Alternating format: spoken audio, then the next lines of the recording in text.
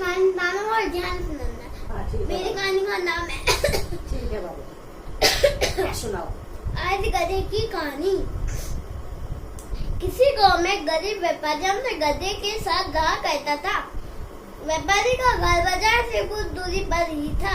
वो रोज गधे के पीठ पर सामान की बोरियां रखकर बाजार जाया करता था। व्यापारी बहुत अच्छा और दयालु इंसान था और अपने गधे का अच्छी तरह ध्यान रखता था। गधा भी अपने मालिक से बहुत प्यार करता था, लेकिन गधे की एक समस्या थी कि वह बहुत आलसी था। उसे काम करना बिल्कुल अच्छा नहीं लगता था। उसे खाना और आराम करना पसंद था। एक दिन व्यापारी को पता चला कि बाजार में नमक की बहुत मांग है। उस दिन उसने सोचा कि अब वो बाजार में नमक बेचा करेंगे। जैसे ही हाथ लगने का दिन आया,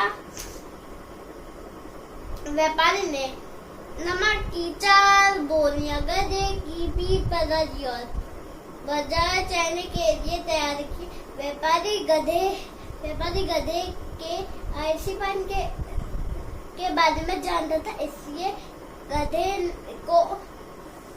के ना चाहने पर उसने गधे को 1-2 बार धक्का दिया और गधा चल पड़ा। नमक की बोरियां थोड़ी भारी थी, जिस वजह से गधे के पैर कांप रहे थे। उसे चलने में मुश्किल हो रही थी।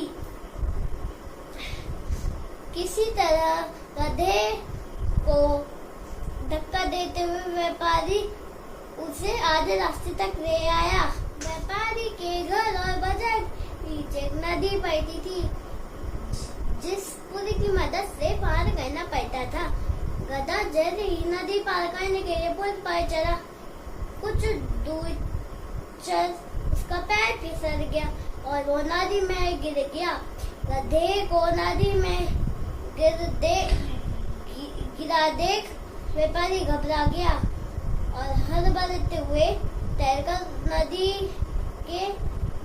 नदी से निकालने जा पहुंचा। व्यापारी ने किसी तरह अपने गधे को नदी से बाहर निकाल दिया। जब गधा नदी से बाहर निकला तो उसने देखा कि उसकी पीठ पर नदी बोनी हल्की हो गई है, कारण नमक पानी में घुल गया था और व्यापारी को आधे रास्ते तक से ही वापस घर लौटना पड़ा। इस वजह से व्यापारी का बहुत नुकसान हो गया। लेकिन इस घटना से आलसी गधे को बाजार तक न जाने की एक तरकीब सूझ गई थी। अगले दिन बाजार जाते समय जब पुल आया तो गधा जानबूझकर नदी में गिर गया और उसकी पीठ पर टंगी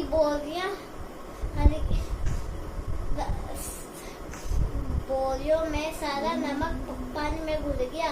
व्यापारी को फिर से आधे रास्ते तक वापस घर लौटना पड़ा। गधे ने हर दिन ऐसा शुरू कर दिया। इस कारण गरीब व्यापारी को बहुत ज्यादा नुकसान होने लगा। लेकिन धीरे धीरे व्यापारी को गधे की यह आयुतिक समझ आ गई थी। एक दिन व्यापारी ने सोचा क्यों ना गधे की पीठ पर ऐसा सामान रख दिया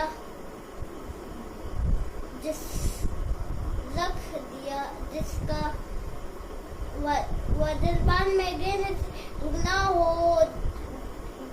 जाए। यह सोचकर व्यापारी ने गधे की पीठ पर रुई से भरी बोरियां बांधी और उसे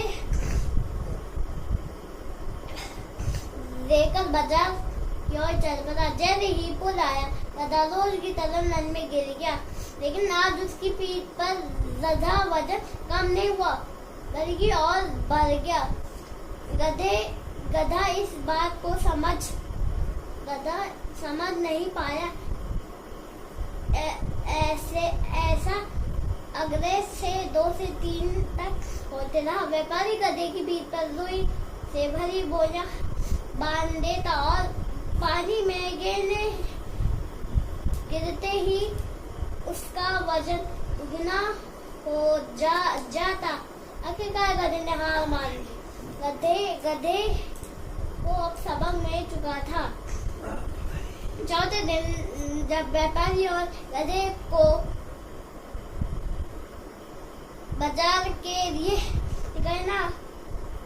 निकले तो गधे ने चुपचाप कुछ पार कर लिया।